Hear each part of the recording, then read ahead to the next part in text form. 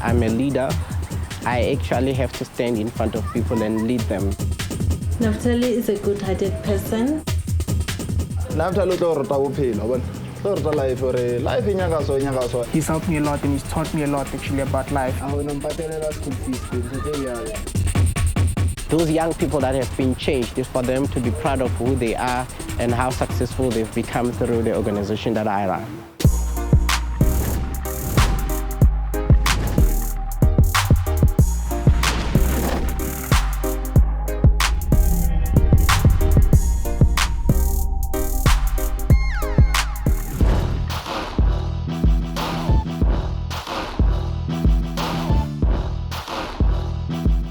I'm Neftaly Malatjie. I was born in Tzaneen, Limpopo. Neftaly means my struggle. It's a name drawn within the Bible. And Neftaly was a leader in his time. In my life and journey, I've realized that that has also reflected within me, where I've actually found out that in everything that I have to achieve, I'm helping young people's lives every day. Since I was 10 years old, I've been involved in other community projects here in Diepsloot, where I was part of the library, part of the afternoon care, choirs, and leadership activities. I've also been part of so many seminars within the community, and that has made me realize that this is something that I'd love to do. Neftaly, he is the CEO and founder of Southern Africa Youth Projects, which is a youth development organization that aims at empowering young people. Neftaly, actually, we met in 2014. That's when I actually got to know him and knew that he was actually the director of Southern Africa Youth Projects. Neftaly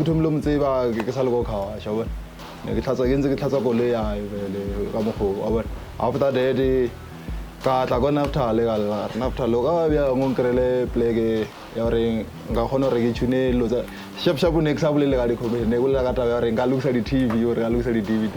Neftaly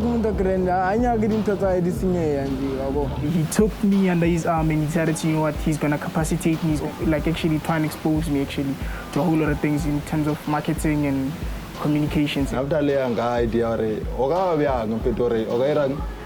looks at the computer. Okay, looks at the TV, which means the computer outside. Advise about my about the stuff, What I'm so proud of through these organizations, I've managed to change lots of people's lives. I am a social entrepreneur.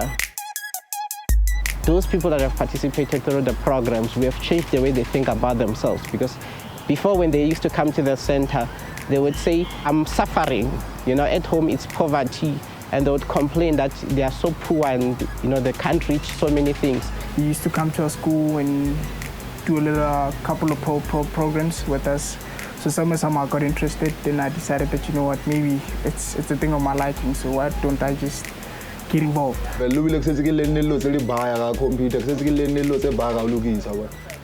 really no I guess we say only everything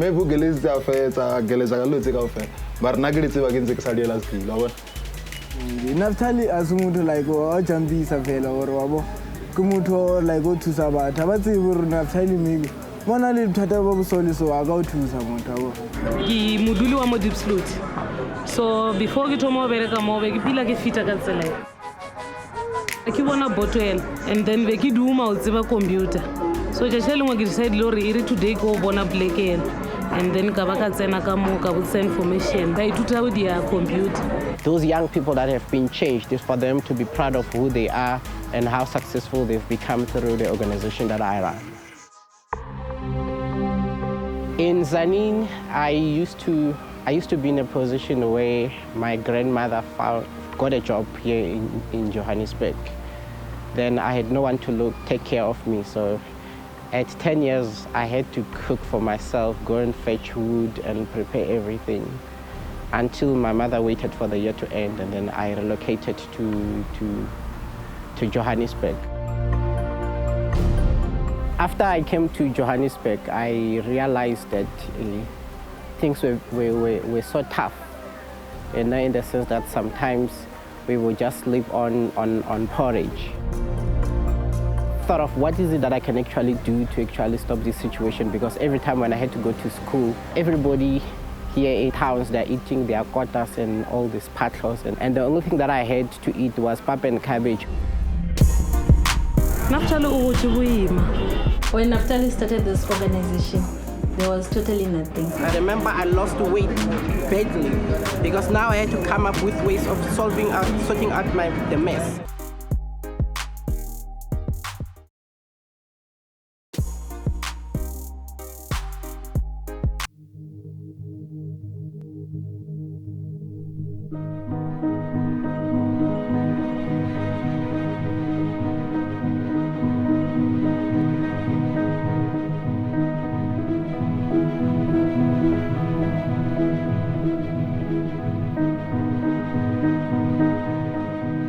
I then met this lady who came to me. She said to me, Neftaly, you know, there's a business opportunity that I think you can actually take a look at. And I asked her, what is it? She said, you can go into each and every rubbish bin here in Diepsloot. You can pick up these cans of snuff, and I can buy them from you for 20 cents each. So then I said, no, let me try it and see what's going to happen. So every time I would come to rubbish bins like these ones, and then I would go and open the rubbish bin as smelly as it is, no gloves, no nothing, and then I would open it and then remove those tins. So I knew lots of the hot spots. So where I am, this is where I used to go.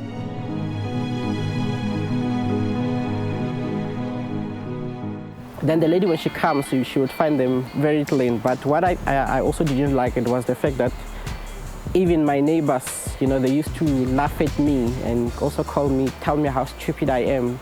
Because at that time they had all that they always needed. Then for me, then I decided that this is an opportunity. I found it as a business. I didn't find it as something so shameful to do. The lady she used to come every Friday. So on a Friday I would make 30 rands. At that time it was so much that I could even buy so many snacks and kotas, and I would join the crew of people that are eating kotas. I then started the business of selling sweets and eggs at school because of now this business was no longer productive. And now I had to change market and also the focus because I spent most of my time at school. I had to attend my grade 12 lessons. So there was no time when I come back home, it's already late. I have to just study and sleep. So now I had to transition to a new business case. And again, it also taught me that independence, that I don't have to rely on my parents, because when I remember I was 12, 13 years old, and that I have to do everything for myself.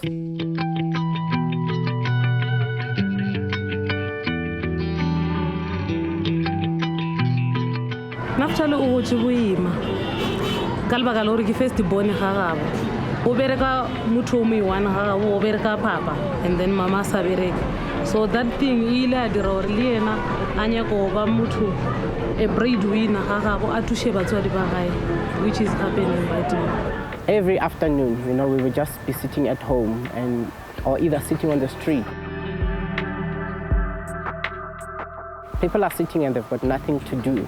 And that really, you know, stressed me to say, but I could be doing something better. And, you know, if you could listen on everywhere, people will say I couldn't go to university because of this and that, or my parents cannot afford an aftercare program or this activity or such a thing and that and that. Then I decided, what if I can just group these young people and put them together and so that we can be able to do something to keep ourselves busy.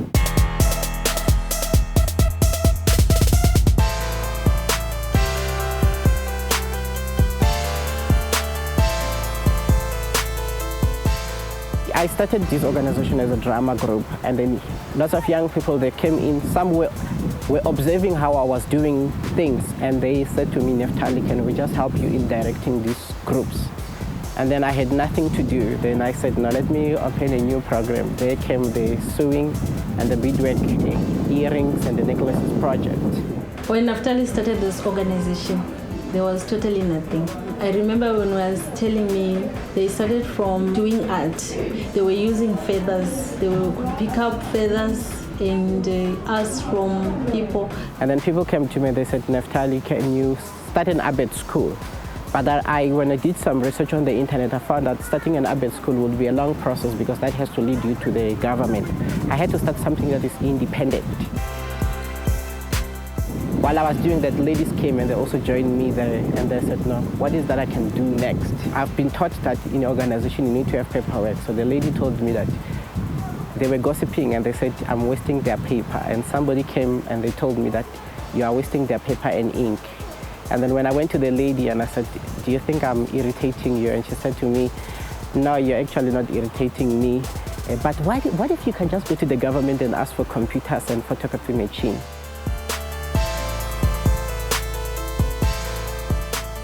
The organization had many challenges. We received computers, but they were not in good conditions. They were not working.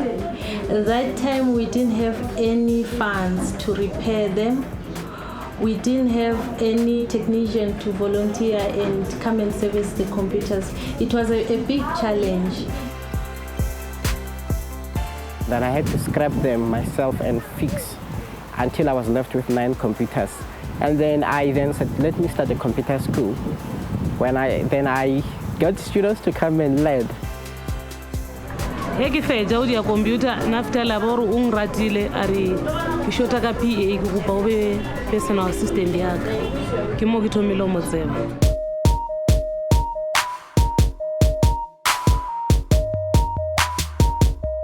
Somebody came to me, they said, you're going to jail because you are running a fly-by-night school.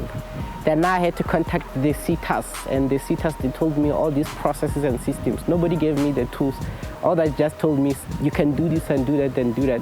I've wasted over 200,000 rands, and I was not getting any help until lately when they were watching me on TV and they said, we want to help you change your organization to become an accredited training center. And then now the organization was now an accredited provider where we started with the computer training. And then we also brought in new courses such as the technical support, system development, and other courses which are not supposed to be trained at community level, but we can also train at other businesses to be able to implement their work very well. When I started Southern Africa Youth Projects, I remember we had more than 60-something people. And all of these people left me, and the last word that I remember was told that you are so stupid. You are making money and you are using us. And at that time, we didn't even have a bank account. We were just living on a hope.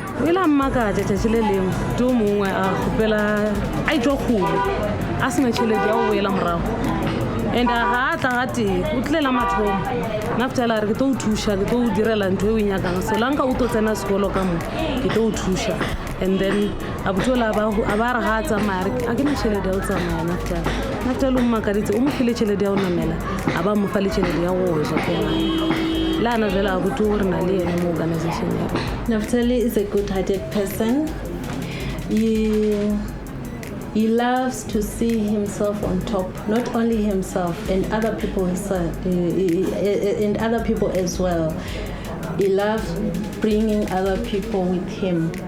He loves opening up doors where it's dark, bringing light. Since I've started the organization, I've realized that, I had to put money aside and focus on what I'm supposed to be doing. And the reason why I'm saying this is I found myself in a position where I received this large sum of money, and it was my first time not knowing that this is money that is supposed to be used to do service delivery. And I took that money. Every time my team would come to me and say, Neftaly, we want to go and do a camp, I'll just ask how much do you want.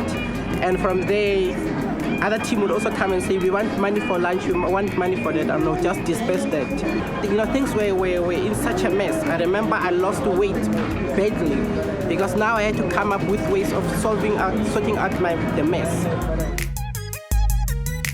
What it taught me is that I need to actually be accountable. Whenever you have money, it's not meant for you to go and do your shopping and go and you actually purchase whatever that you think you want to purchase. You need to ensure that you have a financial, proper financial planning with also projection to say, what is it that I actually observe in future as an entrepreneur? And at the end, I got myself in a position where now I found the organization. I had to report back to my partners. And the partner said, we need your report. And they gave us a workshop. I remember when we were attending the workshop because I was now comparing the situation that is already happening at the office and what they are telling me that I'm actually in a big trouble. The most difficult thing to overcome in my journey was, having to do everything on your own. And when you least need the support, even from your family, and you realize that there's no one who's there to actually support you. And again, it's, when you try to prove a point to everyone, and that vision that I had that, I know this thing is going to happen. And there everybody tried to press me down and tell me that whatever I'm thinking about is actually a stupid thing. And actually I'm thinking of, something that will not make sense, and it will never work. And again, it was to those people that I thought they will help me, all they would do is just shut me out. And some would just give me advices, and when at that moment I was looking for help, and I would mean that could be financial help, not just words.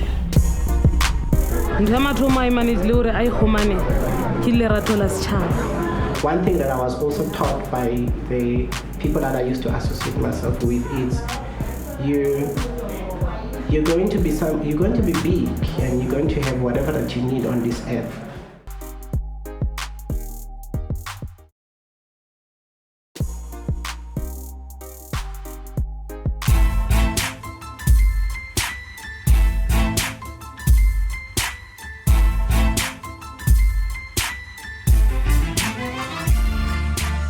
Man Neftaly manage lo tse dintsi ntho ya mathomo a manage le gore a ikgomane ke lerato la setšhaba o kgonne gore setšhaba se mo rate le yena ka lebaka la gore o thusitše setšhaba mayo. He was inspired by the need, I think, that he noticed that is lacking in the community. I was told that my grandfather, he used to actually hire the whole train and he would serve the food for everyone to feed to eat in the whole community. And when I checked my grandmother, she likes giving a lot. I sometimes would shout at her because she would even give the last thing that she shouldn't be giving. And I've seen that it has also moved on to me that even if I don't have anything, I would even sacrifice from my own pocket to say, can you just buy these people lunch so that they can eat?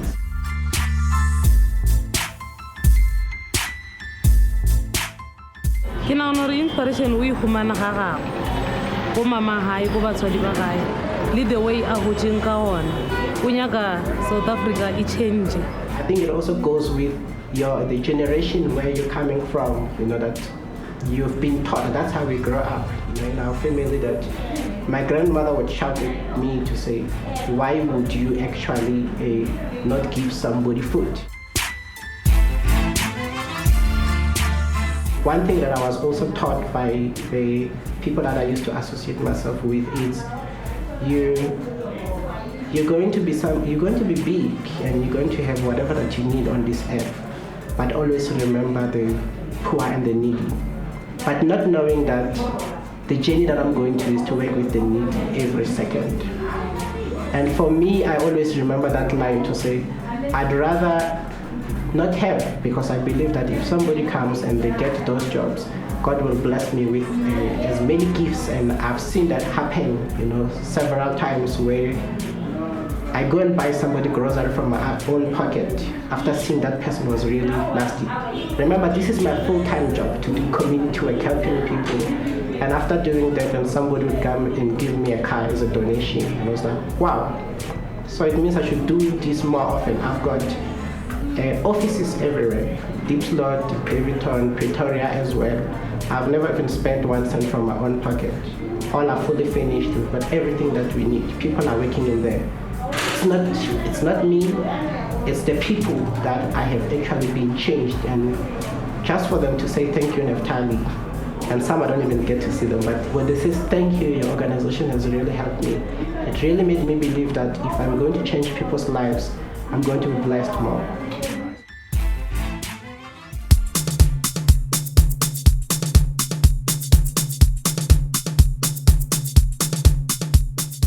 Before I started the organization, I remember somebody came to me, and actually this was a very young boy. He said, with what you are doing, as long as you will do good, God will bless you with even more gifts to come.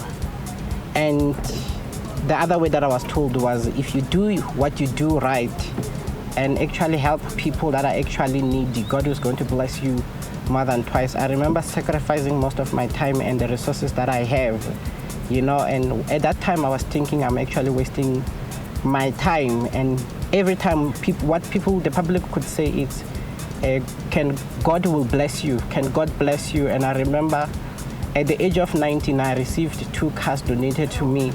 I also have, most the things that I have at the moment, many young people at my age have not yet achieved them. And every time when these people ask me, especially older people, they would say to me, how did you actually achieve this? And I would always tell them that I think these are the blessings from people that are needy. I even talked to some of the kids. Some of the donors would come to me and shout at me, and they would tell me they will actually cut funding for us. And what I remember saying to these people, I said, I remember all those ways that these young people have said that, thank you people, may God bless your organization. And before we know it, we already had support and funding immediately from the partners who are actually contributing towards us.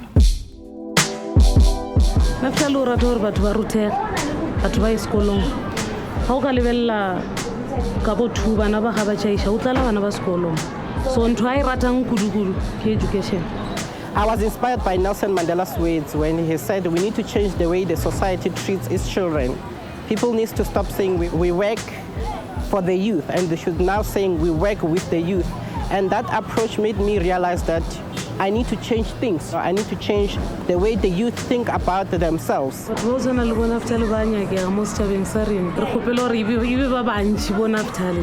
person that also inspired me is my neighbor. He's so successful, and you will never see him bragging. You will never see his lifestyle.